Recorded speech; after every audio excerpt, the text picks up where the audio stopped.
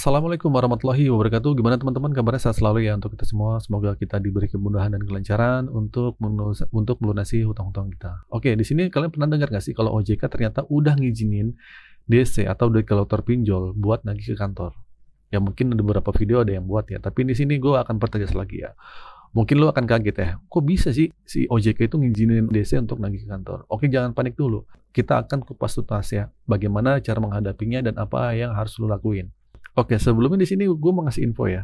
Ada berita nih, yang dimana di Sumatera Selatan beritanya ada seorang guru SD berinisial DA, umurnya 37 tahun di Ogan Ilir, yang ketangkap polisi. Kenapa? Karena dia diduga menggelapkan uang tabungan siswanya sampai lebih dari 100 juta buat bayar pinjol yang menumpuk. Parahnya lagi, utang itu juga dipakai buat kebutuhan sehari-hari. Duh, kalau jadi kayak gini kan ujung-ujungnya pidana ya. Padahal masalah pinjol sebenarnya masih bisa diatasi dengan cara galbay kan. Ya makanya gue berharap kalian yang dengar cerita ini makin sadar, makin penting ya tahu strateginya gagal bayar itu seperti apa. Jangan sampai kayak guru ini yang udah bayar 100 juta tapi untungnya belum lunas juga. Nah, ini nunjukin kalau selama ini kita cuma bayar bunganya doang tanpa tahu cara negosiasi atau pelunasan yang efektif. Jadi kalau lu punya teman atau saudara yang sedang terlilit pinjol, suruh mereka banyak-banyak cari informasi. Suruh nonton video motivasi galbay seperti ini. Ya gabung komunitas sesama korban pinjol juga nggak apa-apa. Itu ada di grup. Saya itu ada di deskripsi video ini ya. Gitu. Nah jangan sampai ngerasa sendirian atau tertekan. Karena banyak kok yang lagi ngalamin hal yang sama kayak lu. Jadi lu nggak sendirian. Nah, beberapa waktu lalu, OJK sudah nutup atau ngasih sanksi ke beberapa pinjol yang nakal. Mereka disuruh melunasi semua gagal bayar nasabah. Nah, yang paling baru itu kasus akseleran. OJK minta semua petinggi akseleran itu tanggung jawab atas nasabah yang gagal bayar. Karena mereka nggak melakukan verifikasi 2 langkah. Dan nggak hitung resiko gagal bayarnya. Nah, ini penting banget ya buat lo. Setiap gagal bayar yang terjadi pada pinjol, yang bertanggung jawab itu adalah petingginya dan pemegang saham pinjolnya, bukan lu. Jadi tenang aja ya. Terus yang bikin heboh, di sini ada informasi per Juli ini, DC pinjol boleh datang atau nagih ke kantor. Nah, ini intinya nih. Sebelumnya banyak banget nih cerita DC datang ke kantor, tapi ada syarat-syaratnya. Biasanya DC sampai datang ke tempat kerja lu atau ke kantor lu itu ada beberapa alasan. Yang pertama, lu susah dihubungin. Banyak yang ngira dengan ganti nomor telepon nggak bisa nyari lu, padahal salah besar.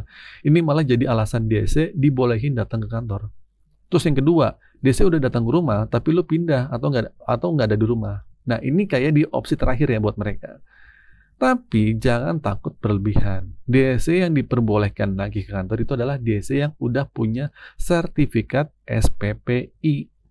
Ya. Nah, banyak pinjol kelas menengah ke bawah itu DC-nya belum punya sertifikat SPPI. Yang sering datang ke kantor biasanya adalah DC Tunaiku, Kredivo, Kredit Pintar, Aku Laku, sama HCI.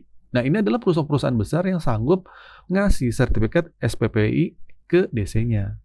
Ya, tapi yang perlu perhatiin, banyak DC bodong yang nyoba-nyoba datang ke kantor. Kalau lu minta surat SPPI-nya, terus dia malah marah-marah atau bikin keributan, jangan terpancing. Mereka biasanya akan menyembunyikan identitasnya. Terus DC yang datang ke kantor itu biasanya buat utang yang besar, biasanya di atas 10 juta. Kenapa? Karena kalau utangnya besar, fee mereka juga besar. Kalau di bawah 10 juta mereka akan malas datang jauh-jauh. Ya paling cuman ke rumah atau kalau pas lewat doang lah gitu. Nah selanjutnya DC yang datang ke kantor itu wajib banget bawa surat tugas yang distempel basah. Bukan cuma kirim WA atau PDF. Nah kalau nggak ada, lu berhak nyuruh dia buat pergi. Usir aja nggak apa-apa. Nah terus selanjutnya yang terakhir, DC yang datang ke kantor lu atau ke tempat kerja lu sendiri itu udah ngasih izin ke lu. Maksudnya gimana? Biasanya DC bakal informasi lewat PA atau SMS kalau mereka bakal datang ke kantor lo. Nah, seringnya kita abaikan pesan-pesan ini.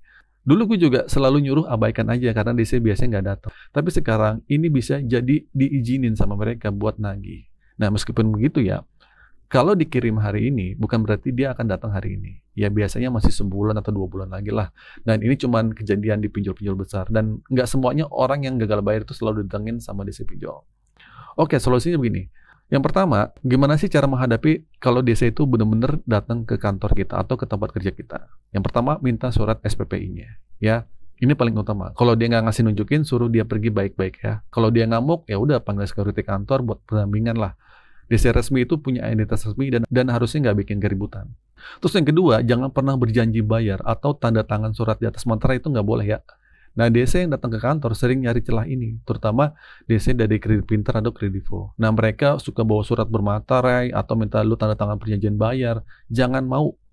Nah, ini bentuk intimidasi atau yang disalahgunakan. Lu nggak perlu tanda tangan di atas materai. Kalau dipaksa, lu videoin aja atas kejadian ini. Terus yang ketiga, yang terakhir, hadapi dengan tenang dan tegas. Jangan panik atau bikin keributan, jangan deh. Karena itu cuma mancing perhatian orang lain. Tapi kalau DC-nya suka bikin ribut, ya langsung videoin aja, minta pendampingan security, kan gampang. Nah ingat ya, DC nggak boleh bikin keributan baik di rumah atau di kantor. Oke, jadi kesimpulannya, pokoknya ada ancaman apapun, jangan takut. Misalnya ancaman bakal didatengin kuasa hukum, bakal didatengin jam 12 siang lah, atau sore ini, pagi ini, atau besoknya. Sejauh ini, bukti ancaman kayak gitu tuh jarang kejadian. DC yang datang beneran ke rumah atau ke kantor biasanya tanpa konfirmasi ya. Nah, yang penting tetap tenang, fokus sama kerjaan lo, sama keuangan lo. Jangan pikirin hal yang belum terjadi. Fokus aja buat memperbaiki hidup lo. Dan paling penting, kalau DC bikin keributan atau hal yang melanggar aturan, viralkan aja. Karena kalau nggak viral, seringnya nggak ada tindakan. Nah, sekarang ini sepertinya segala sesuatu wajib diviralkan, biar ada perhatian dan penyelesaian. Oke, gitu saja teman-teman video kali ini. Jangan lupa like, comment, dan share. Akhir kata dari saya, Assalamualaikum warahmatullahi wabarakatuh.